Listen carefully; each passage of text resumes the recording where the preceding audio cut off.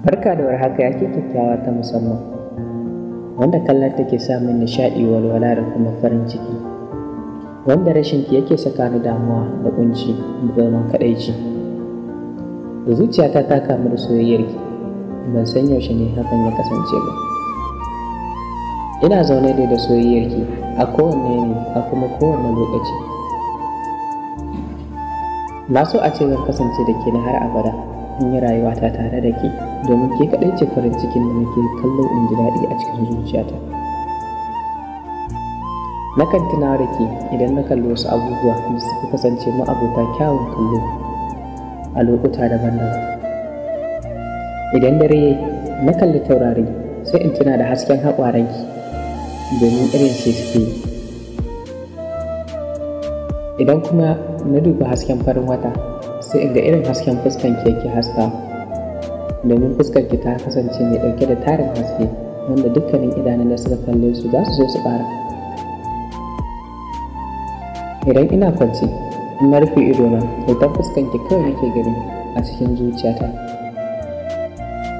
Idan an tambaye ni menene dalili, zan ce saboda ina yawaita tunanin ki. Haƙiƙa na zamanto makaho akan sanki, wanda zuciyata ba ta ji ba ta gani, sannan kuma ba ta duba komai bayan ke. Na tabbata zuciyarta ta kasance ma'abociyar soyayya, ta kasance ma'abociyar son farin ciki ne.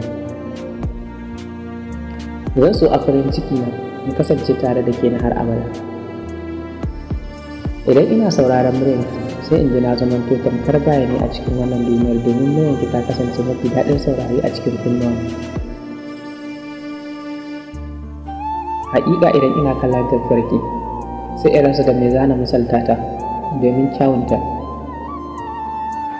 Idan kika yi ado, ni da kaina wani lokacin sai in zamto tamkar ƙaramin yaro, in zuba miki idanu kawai ina kallon ki, saboda adon ya rikirkita tunanina ta yadda zuciyata ta kasa gane cewa shin mutum ce ke ko aljan.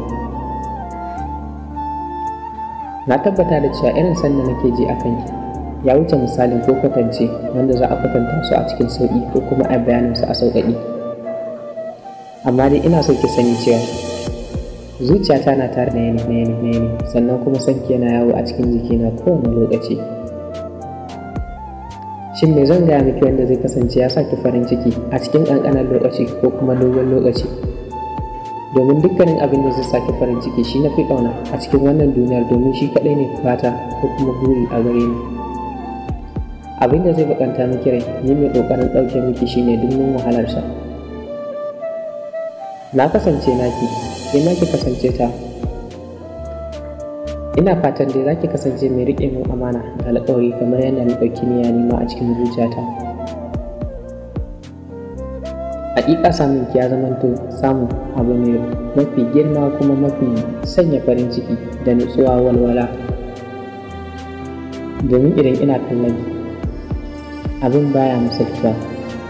Rashin ganin ki a kusa da ni shi ne yake razana zuciyata akan cewa idan muka rabu ya zan ji.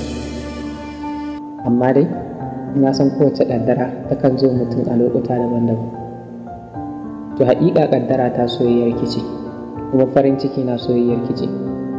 Ya kasance tare da ke shine fata na.